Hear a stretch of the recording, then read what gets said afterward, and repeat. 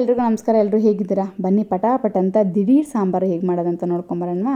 ಇಲ್ಲಿ ನಾನು 10-15 ಸಾಂಬಾರು ಈರುಳ್ಳಿ ತೊಗೊಂಡಿದ್ದೀನಿ. ಒಂದು 3 ಹಸಿಮೆಣ್ಸಿನ್ಕಾಯಿ, ಒಂದು 3 ಒಣಮೆಣ್ಸಿನ್ಕಾಯಿ, ಒಂದು 5-6 ಎಸ್ಲು ಬೆಳ್ಳುಳ್ಳಿ ಮತ್ತು ಒಂದು 2 ಟೊಮೊಟೊ, ಮತ್ತು 1 ಗ್ಲಾಸ್ನಲ್ಲಿ ಚಿಕ್ಕ ಗ್ಲಾಸ್ನಲ್ಲಿ 2 ಗ್ಲಾಸ್ನಷ್ಟು ಬೇಳೆ ತೊಗೊಂಡಿದ್ದೀನಿ. ಏನಿದು ದಿಢೀರ್ ಸಾಂಬಾರು ಅಂತ ಕೇಳ್ತಾ ಇದ್ದೀರಾ? ದಿಢೀರ್ ಸಾಂಬಾರು ಅಂದರೆ ಇನ್ ಕೇಸ್ ನಿಮ್ಮ ಮನೇಲಿ ತರಕಾರಿ ಇರಲಿಲ್ಲ ಅಂತ ಅಂದ್ಕೊಳ್ಳಿ, ಅಥವಾ ಸಾಂಬಾರು ಪುಡಿ ಖಾಲಿ ಆಗಿದೆ ಅಂತ ಅಂದ್ಕೊಳ್ಳಿ, ಅಥವಾ ಯಾರಾದರೂ ಮನೆಗೆ ಸಡನ್ನಾಗಿ ಗೆಸ್ಟ್ ಬಂದರು ಅಂತ ಅಂದ್ಕೊಳ್ಳಿ, ಏನು ಮಾಡೋದು ಅಂದರೆ ಅವರು ಅಷ್ಟು ತರಕಾರಿ ಕಟ್ ಮಾಡಿ ಕೊಡೋಷ್ಟು ತಾಳ್ಮೆ ನಿಮಗಿರೋದಿಲ್ಲ ಅಂತ ಅಂದ್ಕೊಳ್ಳಿ. ಈ ಸಾಂಬಾರು ಒಮ್ಮೆ ಟ್ರೈ ಮಾಡಿ ನೋಡಿ, ಬಂದವರು ಫುಲ್ ಫಿದಾ ಆಗಿಬಿಡ್ತಾರೆ. ಈ ಸಾಂಬಾರು ಅಷ್ಟು ರುಚಿಯಾಗಿರುತ್ತೆ ಮತ್ತು ತುಂಬಾ ಕಮ್ಮಿ ಸಮಯ ತಗೊಳ್ಳುತ್ತೆ.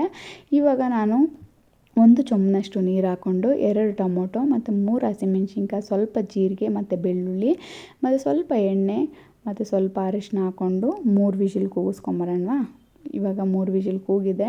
ಇದನ್ನು ಚೆನ್ನಾಗಿ ಸ್ಮ್ಯಾಶ್ ಮಾಡ್ಕೊಳ್ಳೋಣ. ಬೇಳೆ ಚೆನ್ನಾಗಿ ಸ್ಮ್ಯಾಶ್ ಆಗಿರಬೇಕು. ಇದು ಸ್ಮ್ಯಾಶ್ ಆದ ನಂತರ ಇಲ್ಲಿ ನಾವು ಒಗ್ಗರಣೆ ತೊಗೊಳ್ಳೋಣ. ಇವಾಗ ಎಣ್ಣೆ ಹಾಕ್ಕೊಂಡು ಎಣ್ಣೆ ಕಾದ ನಂತರ ಸಾಸಿವೆ ಹಾಕ್ಕೊತಾ ಇದ್ದೀನಿ. ಇಲ್ಲಿ ಮೇನ್ ಇಂಗ್ರೀಡಿಯೆಂಟ್ಸ್ ಬಂದುಬಿಟ್ಟು ಒಣಮೆಣ್ಸಿನ್ಕಾಯಿ ಮತ್ತು ಸಾಂಬಾರು ಈರುಳ್ಳಿ. ಇನ್ ಕೇಸ್ ಸಾಂಬಾರು ಈರುಳ್ಳಿ ಇಲ್ಲ ಅನ್ನೋರು ಒಂದು ಮೀಡಿಯಮ್ ಈರುಳ್ಳಿನ ತೊಗೊಂಡು ಚಿಕ್ಕದಾಗಿ ಕಟ್ ಮಾಡ್ಕೊಂಡು ಯೂಸ್ ಮಾಡ್ಕೊಬೋದು. ಬಟ್ ಸಾಂಬಾರು ಈರುಳ್ಳಿ ಹಾಕಿದ್ರೆ ತುಂಬಾ ರುಚಿಯಾಗಿರುತ್ತೆ. ಇಲ್ಲಿ ಮತ್ತು ಖಾರ ನಿಮ್ಗೆ ಎಷ್ಟು ಬೇಕೋ ನೋಡಿ ಹಾಕ್ಕೊಳ್ಳಿ. ಚೆನ್ನಾಗಿ ಖಾರ ತಿನ್ನೋರು ಅಂತ ಅಂದರೆ ಒಂದು 5-6 ಒಣಮೆಣ್ಸಿನ್ಕಾಯಿ ಹಾಕ್ಕೊಳ್ಳಿ. ಇವಾಗ ನಾನು ಸಾಸಿವೆ ಚಿಟಪಟ ಆದಮೇಲೆ ಒಣಮೆಣ್ಸಿನ್ಕಾಯಿ ಹಾಕ್ಕೊಂಡು ಸ್ವಲ್ಪ ಕರಿಬೇವು ಹಾಕ್ಕೊಂಡು ಮತ್ತು ಈರುಳ್ಳಿ ಹಾಕ್ಕೊಂಡು ಸ್ವಲ್ಪ ಹಿಂಗೆ ಹಾಕ್ಕೊಂಡು ಚೆನ್ನಾಗಿ ಫ್ರೈ ಮಾಡ್ಕೊತಾ ಇದ್ದೀನಿ. ಇದು ಫ್ರೈ ಆಗ್ತಾ ಇರಲಿ. ಒಂದು ಕಿವಿ ಮಾತು ಏನಂತ ನೋಡ್ಕೊಂಬರೋಣ. ದುರ್ಜನರ ದ್ವೇಷದ ಬೆಂಕಿ ಆರಿಸಲು ತಾಳ್ಮೆ ಎಂಬ ಧನಸ್ಸು ಕೈಯಲ್ಲಿದ್ದರೆ ಸಾಕು, ಯಾವ ಹಾನಿಯೂ ಆಗದು ಅಂತ ಅಂದರೆ, ಇವಾಗ ನಮಗೂ ಅವ್ರಿಗೂ ಆಗೋದೇ ಇಲ್ಲ ಅಂದ್ಕೊಳ್ಳಿ. ಆಗೋದೇ ಇಲ್ಲ ಅನ್ನೋದಕ್ಕಿಂತ ನಮ್ಮ ಜೊತೆನೇ ಇರ್ತಾರೆ ಅಂತ ಅಂದ್ಕೊಳ್ಳಿ. ಅವರು ನಮ್ಮ ಮೇಲೆ ಯಾವಾಗಲೂ ದ್ವೇಷ ಕಾರಿಸ್ತಾನೇ ಇರ್ತಾರೆ. ಇವರು ಹಾಳಾಗೋಗ್ಬೇಕು, ಚೆನ್ನಾಗಿರಬಾರ್ದು, ಹಾಗೆ ಹೀಗೆ ಅಂದ್ಕೊಂಡು ನಮ್ಮ ಮೇಲೆ ಹೊಟ್ಟೆ ಉರಿ ಪಡೆಯೋರೇ ಜಾಸ್ತಿ ಆಗಿರ್ಬೋದು, ನಮಗೆ ಕೇಡು ಬಯಸೋರೇ ಜಾಸ್ತಿ ಆಗಿರ್ಬೋದು.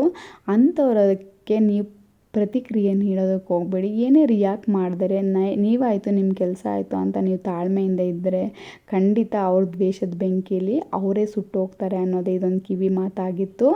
ಇವಾಗ ನಾವು ಅಡುಗೆ ಮುಂದುವರ್ಸೋಣವಾ. ಇವಾಗ ಅದೆಲ್ಲ ಚೆನ್ನಾಗಿ ಫ್ರೈ ಆದಮೇಲೆ ಒಂದು ಚೊಂಬಲ್ಲಿ ನೀರು ಹಾಕ್ಕೊಂಡು ಚೆನ್ನಾಗಿ ಉಪ್ಪು ಹಾಕ್ಕೊಂಡು ರುಚಿಗೆ ತಕ್ಕಷ್ಟು ಉಪ್ಪು ಹಾಕ್ಕೊಂಡಿದ್ದೀನಿ. ಮತ್ತು ಸ್ವಲ್ಪ ಹುಣ್ಸೆಹಣ್ಣು ರಸ ಬಿಟ್ಕೊಂಡಿದ್ದೀನಿ. ನಿಮ್ಗೆ ಹುಳಿ ಎಷ್ಟು ಬೇಕೋ ಅಷ್ಟು ನೋಡ್ಕೊಂಡು ಹುಣ್ಸೆಹಣ್ಣು ರಸ ಬಿಟ್ಕೊಳ್ಳಿ. ಚೆನ್ನಾಗಿ ಕುದ್ದ ನಂತರ ಸ್ಮ್ಯಾಶ್ ಮಾಡಿ ಇಟ್ಕೊಂಡಿದ್ವಲ್ಲ ಆ ಬೇಳೆನ ಹಾಕ್ಕೊಂಡು ಚೆನ್ನಾಗಿ ಕುದಿಸ್ಕೊಳ್ಳಿ. ಮತ್ತು ಇಲ್ಲಿ ನೀರು ಅಕಸ್ಮಾತ್ ಇನ್ನೂ ಸ್ವಲ್ಪ ಆ್ಯಡ್ ಮಾಡಬೇಕಂತ ನಿಮ್ಗೆ ಅನಿಸಿದ್ರೆ ದಯವಿಟ್ಟು ತಣ್ಣೀರಂತೂ ಹಾಕೋದಕ್ಕೆ ಹೋಗಬೇಡಿ. ಬಿಸಿನೀರು ಹಾಕ್ಕೊಂಡ್ರೆ ಚೆನ್ನಾಗಿರುತ್ತೆ. ತಣ್ಣೀರು ಹಾಕ್ಕೊಂಡ್ರೆ ಸಪ್ಪೆ ಆಗಿಬಿಡುತ್ತೆ. ಸೊ ಬಿಸಿನೀರು ಹಾಕ್ಕೊಳ್ಳಿ.